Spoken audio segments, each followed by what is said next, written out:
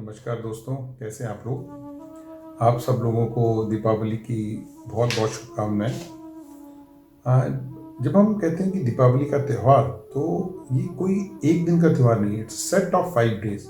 ये 5 दिन का चलने वाला उत्सव है जो धनतेरस से शुरू होता है। पहला जो हमारा इस 5 दिन का जो पहला दिन है उसको हम धनतेरस कहते हैं।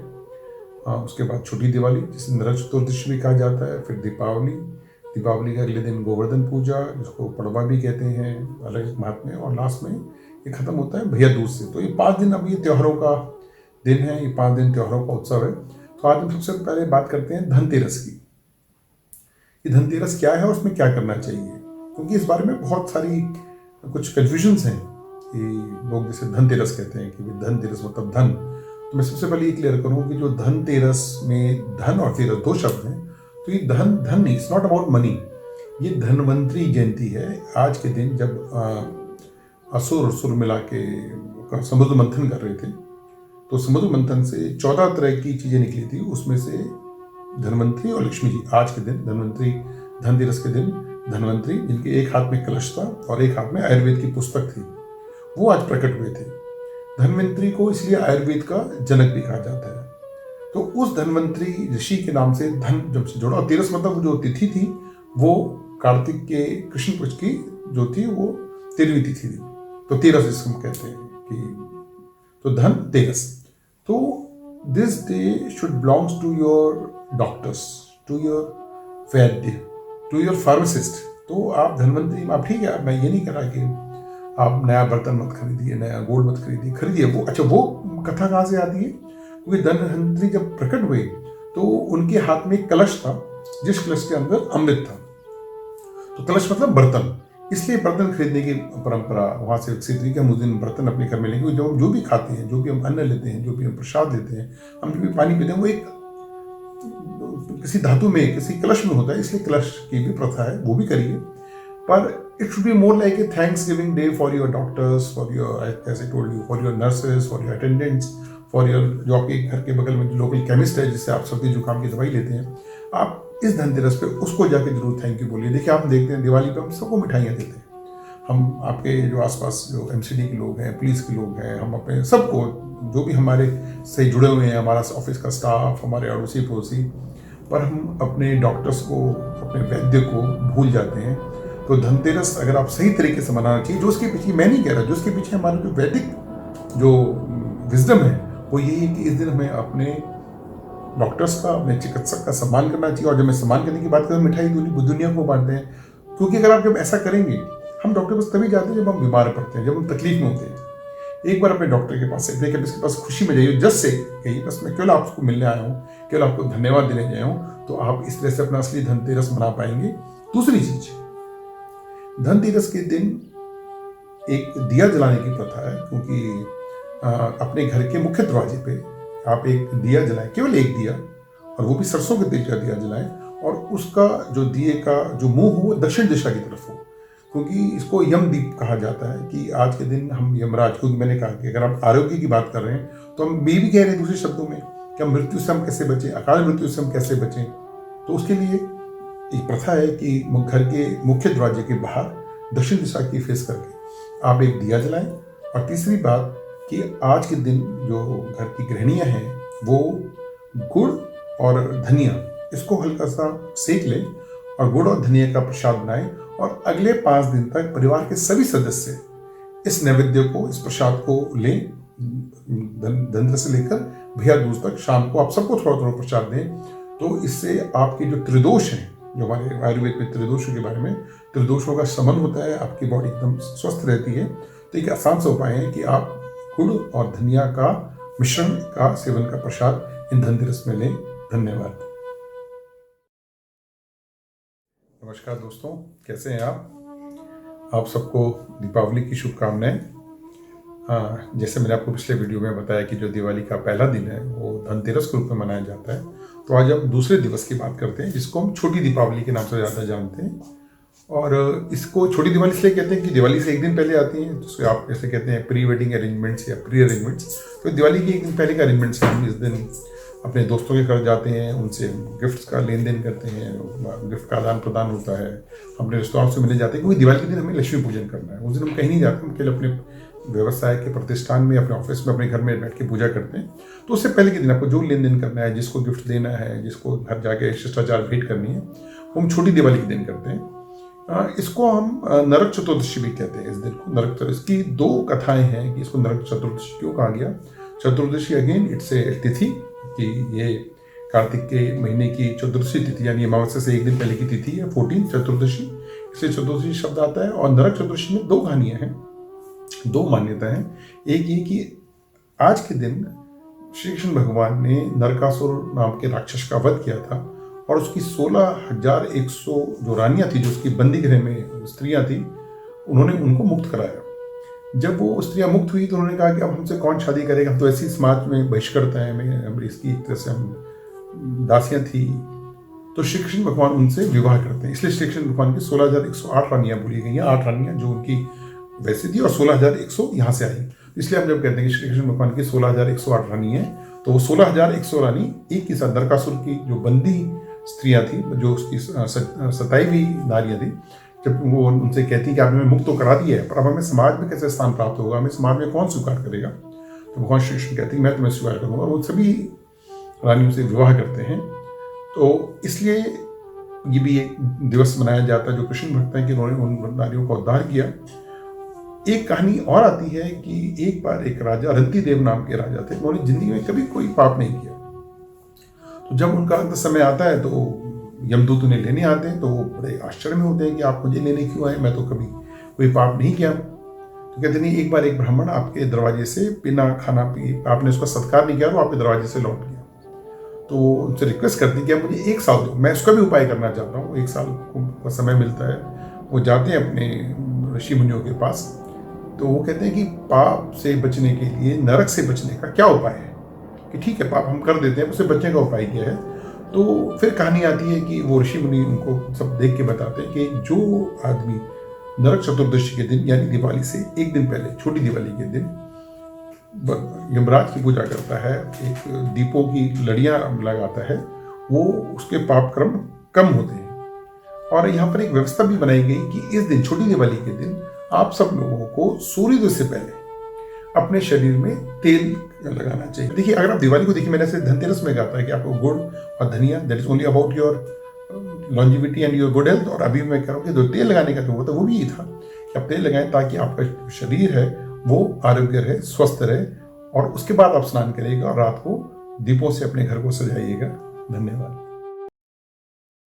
नमस्कार दोस्तों, कैसे हैं आप सब लोगों को दीपावली की हार्दिक शुभकामनाएं। हम इस सीरीज में जो दिवाली के 5 उत्सव हैं उन पे बात कर रहे हैं। तो आज हम बात करते हैं मुख्य त्योहार की, दीपावली की। दीपावली के संबंध में 2 हिंदू मान्यताएं हैं। जो पहली मान्यता है वो ये है कि आज के दिन भगवान राम, माता सीता और अपने अनुज लक्ष्मण और अपने दास हनुमान जी के साथ अयोध्या में प्रवेश करते हैं। क्योंकि ये कार्तिक के महीने की कृष्ण पक्ष की अमावस्या की रात थी, तो उनके मार्ग को सजाने के लिए, उनके मार्ग को आलोकित करने के लिए हर नगरवासी ने अपने घर के आगे, अपने चबूतरे पे, अपने बालकनी में दिए जलाए और पूरे अयोध्या जो है वो रोशनी में नहा उठा। तो भगवान राम के वनवास समाप्ति के बाद माता सीता के साथ वापस अयोध्या आने की खुशी में दीपावली मनाई जाती है। एक दूसरी कथा के अनुसार धनतेरस के दिन, धन्वंतरी जयंती के दिन, जब समुद्र मंथन हुआ, अमृत मंथन हुआ, तो धन्वंतरी के साथ माता लक्ष्मी भी प्रकट हुई। और आज के दिन यानी दीपावली के दिन उन्होंने भगवान विष्णु का वरण किया, उनका भगवान विष्णु से विवाह हुआ। तो इस कारण भी इसलिए दिवाली में लक्ष्मी पूजन का बहुत विधान है, क्योंकि जब लक्ष्मी घर में आती है, जब लक्ष्मी घर में आती है तो घर पूरा होता है। तो इसी कारण दिवाली में लक्ष्मी पूजन का भी। और जब हम लक्ष्मी पूजन की बात करते हैं तो अष्ट महालक्ष्मी पूजन होता है। जो लक्ष्मी है वो 8 प्रकार की लक्ष्मी मानी गई है, जिसे हम कहते हैं आद्य लक्ष्मी, धन लक्ष्मी, धान्य लक्ष्मी, संतान लक्ष्मी, गज लक्ष्मी, जय लक्ष्मी, धैर्य लक्ष्मी और विद्या लक्ष्मी। तो हमें 8 महालक्ष्मी का पाठ, 8 महालक्ष्मी का पूजन करना चाहिए। इसके लिए बहुत एक आसान तरीका है कि आप एक कमलगट्टी की माला लीजिए और कमलगट्टी की माला में आप ये मंत्र का जाप करें, ओम श्री अष्ट महालक्ष्मी नमो नमः। मैं फिर रिपीट कर रहा हूँ, ओम श्री अष्ट महालक्ष्मी नमो नमः। और दीपावली में ज्ञान का देखिए, दीपावली में कहते हैं घर की सफाई करनी चाहिए, हम लोग करते भी हैं घर की सफाई, और फिर कहते हैं दीपक जलाना चाहिए।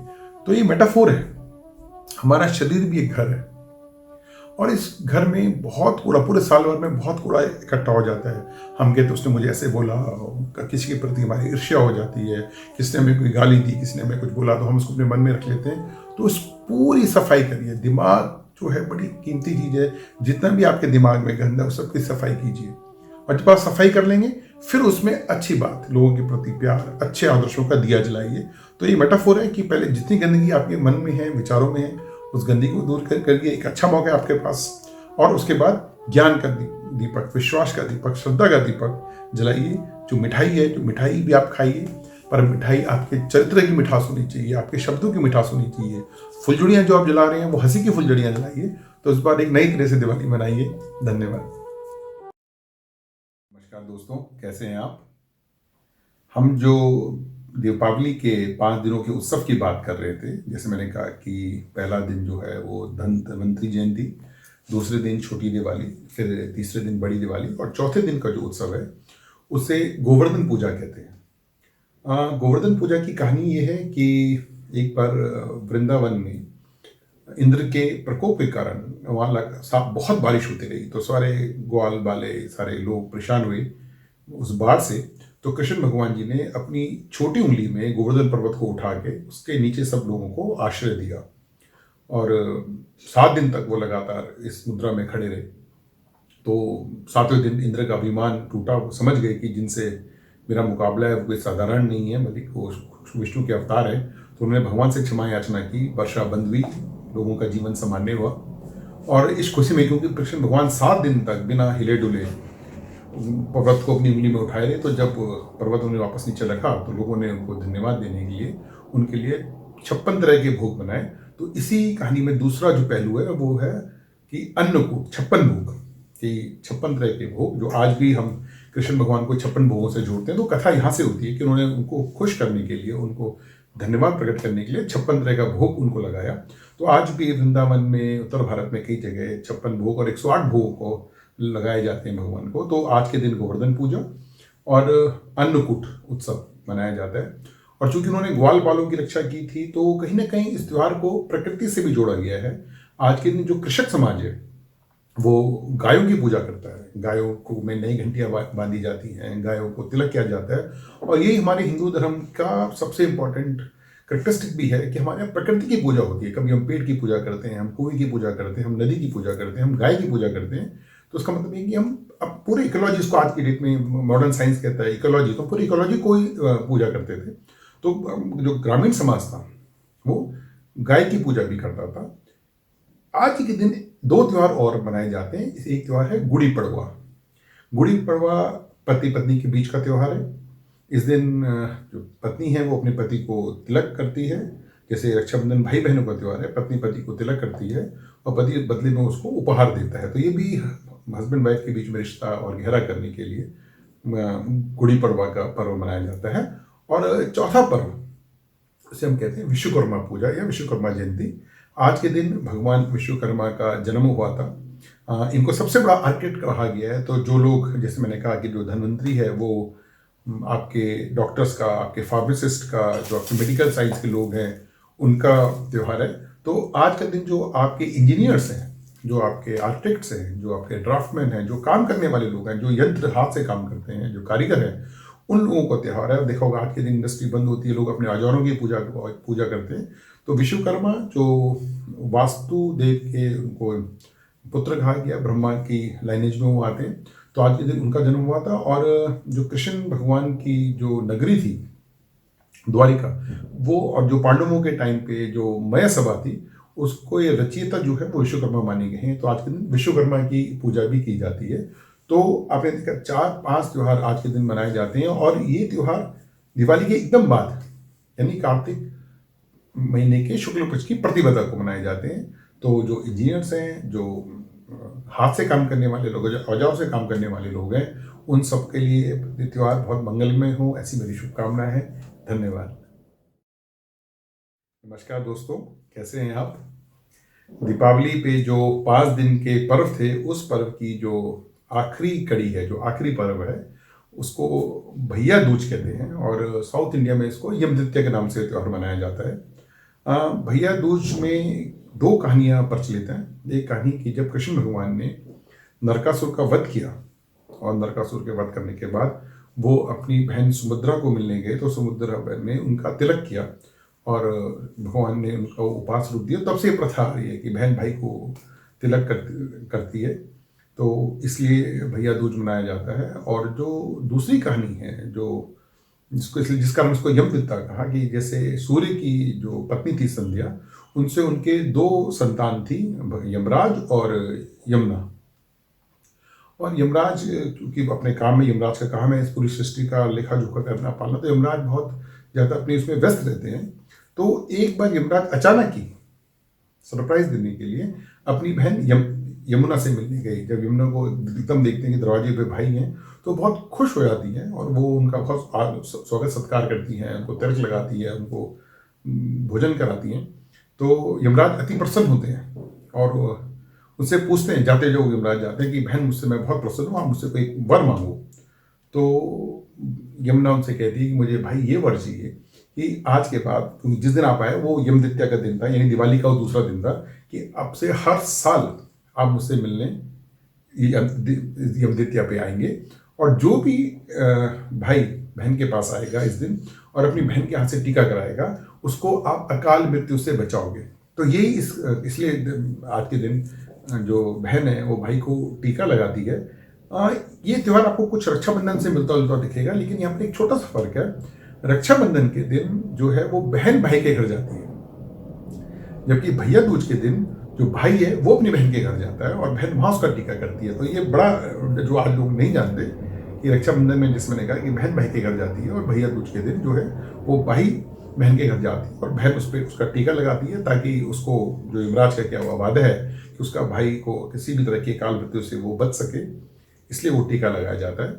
जिन बहनों का भाई नहीं है ही नहीं भाई, या भाई किसी कारणवश नहीं है, दूर है, फौज में है, विदेश में है, तो वो स्त्रियां उस दिन चंद्रमा की आरती करती हैं, चांद को अपना भाई समझ के उनकी पूजा करती है। और वहीं से ये फिर कहानी आती है कि चंदा मामा, और इसी कारण जो आज आपको मैं एक और चीज़ बता रहा हूँ, इसलिए चंद्रमा को हम चंदा मामा भी कहते हैं, क्योंकि यम द्वितीया के दिन ही ये प्रथा निकली कि अगर भाई सामने नहीं है, भाई किसी कारण सामने उपस्थित नहीं है, तो बहन चांद की आरती करती है, चांद की पूजा करती है, इसलिए चंदा को मामा कहते हैं। और इस तरह से हमारे 5 दिनों का जो त्यौहार है, जो 5 दिनों के उत्सव है, ये उत्सव हमारे पूरे होते हैं। आशा करता हूँ आपको ये सीरीज पसंद आएगी। धन्यवाद, खुश रहिए।